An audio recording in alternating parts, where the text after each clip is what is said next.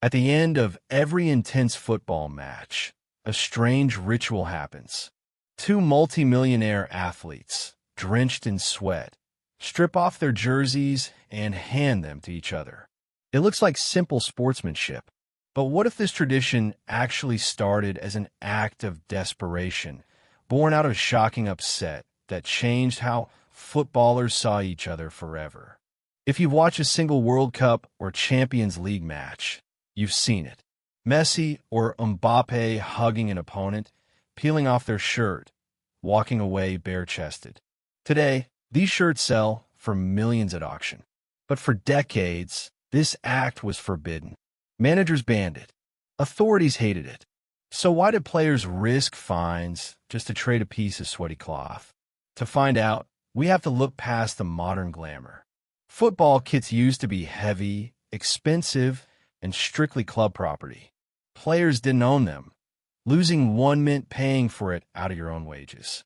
Yet one afternoon, a group of players broke that rule completely and by accident created a tradition still running a century later.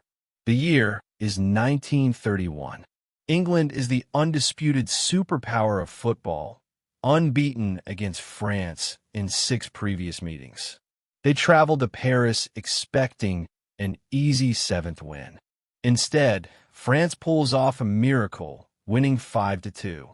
The French are ecstatic, but they have a problem. Nobody back home will believe they beat the legendary English team. They need proof. In the chaos, they asked the English squad for their jerseys. Shirts were club property. Handing one over could mean a fine. And yet, to everyone's shock, the English say yes. The shirt swap is born not as tradition, but as a single, spontaneous exception. It took almost 40 years for that exception to become a symbol. At the 1970 World Cup, amid real racial and political tension across the sport, Pelé and England's captain Bobby Moore met after a brutal match. Instead of walking off separately, they sought each other out, embraced, and swapped shirts on live television. Nobody called it a statement at the time, but the image did something words couldn't.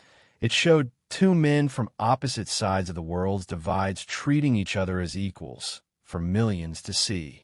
That's the real reason this ritual survived. It's the ultimate equalizer. On the pitch, players fight a tactical war for their tribe. When the whistle blows, stripping off that armor and trading it proves that underneath the flags and rivalries, they're just two people who gave everything for 90 minutes. It turns a bitter enemy back into a peer. This single ritual humanized a brutal sport. It turned football from a battleground into a global community, an unspoken contract that the war stays on the pitch, but the respect lasts forever. So next time you see rivals swap shirts, you're watching a truce quietly renewed since 1931. But did you know there's a hidden clothing rule that can get a player instantly red-carded before kickoff? Football is full of secret laws like this. Click the next video, because what a player can wear is about to get a lot stranger.